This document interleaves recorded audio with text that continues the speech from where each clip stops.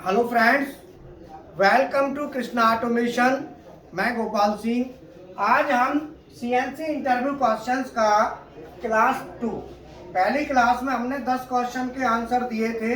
उसमें 10 question pending थे जिनके आंसर नहीं दिए थे। आज हम उसका वीडियो बना रहे हैं, ठीक है। तो इसके लिए क्वेश्चन नंबर जो 11 है, 10 क्वेश्चन हम वहां दे चुके हैं, 11 में क्वेश्चन ये है। तो आप या 11 मान लो या क्वेश्चन 1 मान लो, आपके ऊपर डिपेंड करता है। तो आज के सेशन का क्वेश्चन नंबर 1 या पिछले हिसाब से 11 में सीएनसी मशीन में चक किस मटेरियल का बना होता है और उसका क्या काम है और चक का साइज कैसे नापते हैं। तो मैं आपको बता दूं, सीएनसी मशीन का जो चक होता है वो कास्ट आयरन का बना होता है और ये हमारा सेमी स्टील होता है, कास्ट आयरन सेमी स्टील। और ये जो है ना चक हमारा फोर्जिंग से भी हम चक बनाया जाता है, फोर्ज से भी चक बन जाता है। और चक का जो काम है, चक का काम है वर्क पीस को पकड़ के रोटेट कराना। वर्क पीस को पकड़ के उसे रोटेट कराता है, ये चक का काम है। और चक का साइज कैसे नापते हैं, तो चक का साइज हम अपना वर्नियर से अमूमन नाप सकते हैं या हम स्केल ले लेंगे। तो जो डाया है ना, आउटर डाया को नापा जाता है चक्के को। और जो चक हमारे अवेलेबल होते हैं वो आते हैं जैसे 5 इंची। तो 5 इंची का चक है वो 135 mm में होता है। 6 इंची 165 mm, 8 इंची 200 mm। इस तरीके से चक का जो साइज है वो आगे बढ़ता चला जाता है। 200 mm, 250 mm, 300 mm। तो ये क्या है, इसका चक का डायामीटर है, आउटर डायामीटर। आप नाप लो तो इस हिसाब से ये आएगा। नेक्स्ट क्वेश्चन नंबर 12 या क्वेश्चन नंबर 2 मान लो, इस सेशन का है ना। क्वेश्चन नंबर 2 आज सीएनसी मशीन में जॉर्ज किस मटेरियल का बना होता है और कितने प्रकार के होते हैं का बना होता है और जॉर्ज कितने प्रकार के होते हैं और साइज कैसे निकालते हैं। सीएनसी मशीन में जॉर्ज किस मटेरियल का बना होता है, आगे और कितने प्रकार के होते हैं। जॉर्ज कितने प्रकार के होते हैं कितने प्रकार के होते हैं। नेक्स्ट, और साइज कैसे नापते हैं। और साइज कैसे नापते हैं। और भी बस। जॉर्ज में सरेशन क्या होता है। जॉर्ज में सरेशन क्या होता है, सरेशन क्या होता है। मतलब जॉर्ज का टोटल इसमें कई क्वेश्चन बन गए एक ही क्वेश्चन में, ठीक है। तो इसमें पार्ट वाइज आंसर ले लो। तो जॉर्ज मटेरियल, सबसे पहले जॉर्ज मटेरियल, जॉर्ज का जो मटेरियल है वो होता है MS या EN के। जॉर्ज हमारे या तो MS के बनते हैं या EN के 8 के बनते हैं। मतलब सॉफ्ट स्टील यूज होती है, low carbon steel. Low carbon में आता है MS या EN 8। दूसरा पार्ट है इसका जॉर्ज टाइप।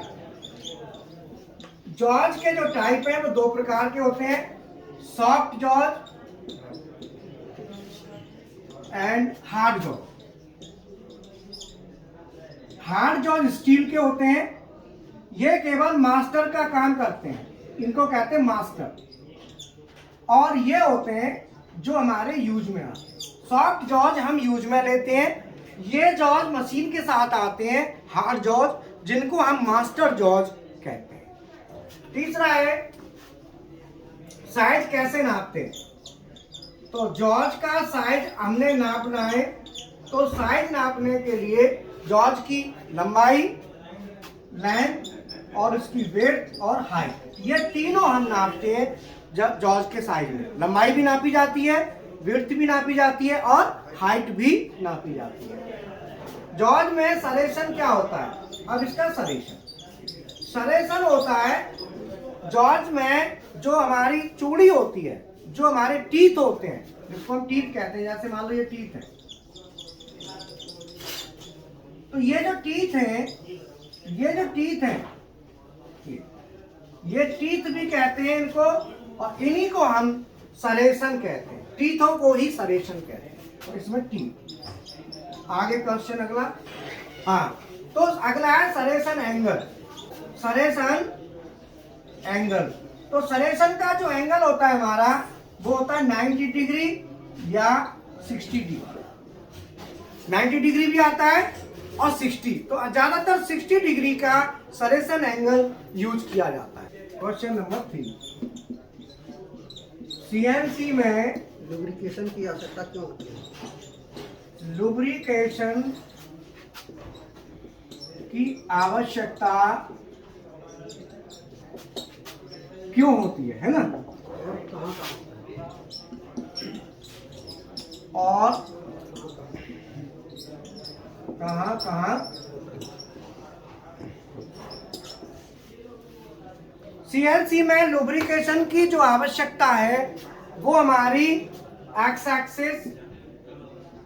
एक्सिस की जो स्लाइड,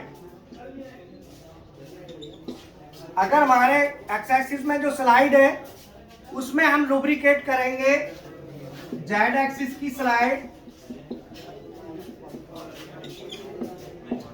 और स्क्रू जो नट है, बॉल बियरिंग नट,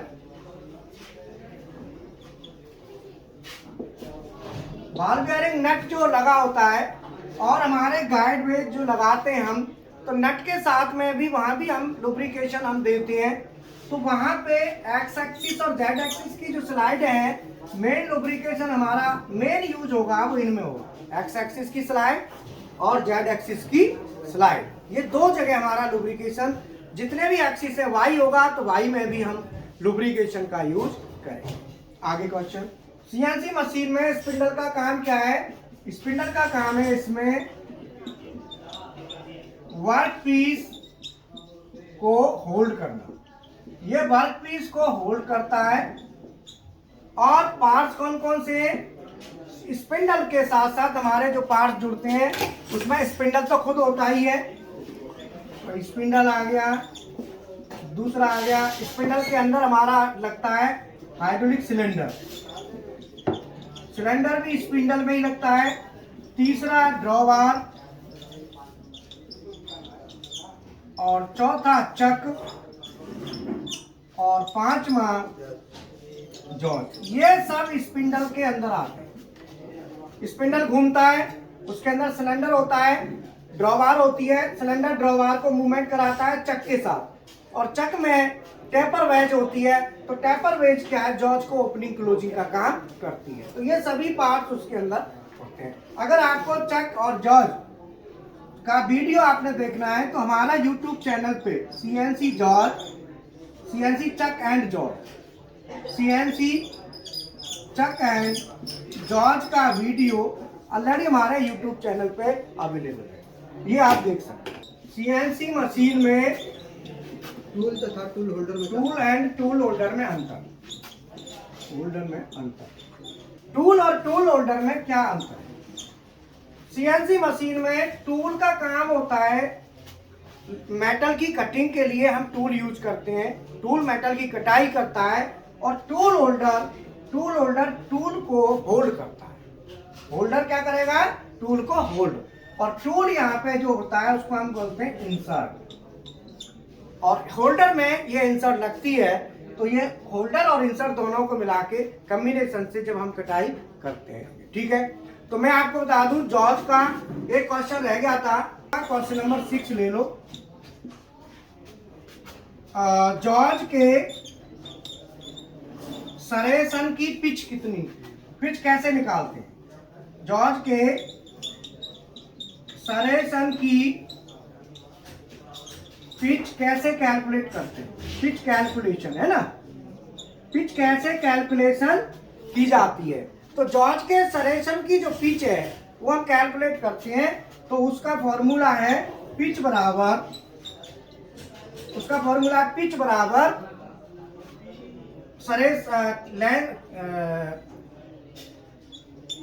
सरेशन लेंथ बटे नंबर ऑफ टी। जैसे मान लो आपके टोटल सरेशन जो टीथ है, टीथ की टोटल लंबाई, जैसे मान लो ये टीथ है, अगर ये टीथ की टोटल लंबाई आपकी टोटल आ रही है 60, अगर ये टोटल लेंथ 60 है और टीथ की संख्या मान लो 40 है, तो हमारा ये आ जाएगा 60 डिवाइडेड बाई 40 आ जाएगा 1.5। इस तरीके से हम पिच निकाल सकते हैं। अगर हमारे पास सरेशन है, उसमें टीथ की संख्या है कितनी है, और टोटल टीथ की लंबाई नाप लेंगे कितनी है, तो दोनों से हम आराम से मेजर कर सकते हैं। तो मैं आपको एक जॉज दिखा दे,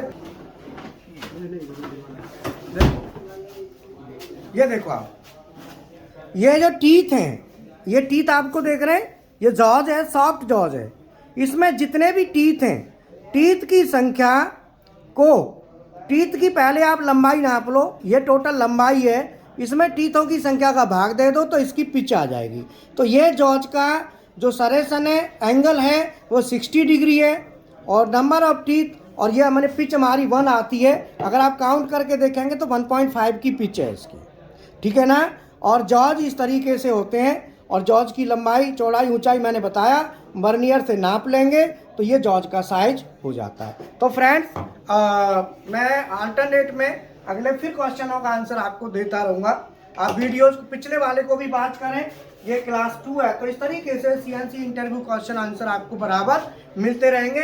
अगर कोई भी आप कोर्स ज्वाइन, हमारे यहाँ कोर्स ज्वाइन करना चाहते हैं, तो CNC BMC प्रोग्रामिंग दोनों की जो फीस है टोटल विद प्रैक्टिकल मात्र 4000 रुपये है।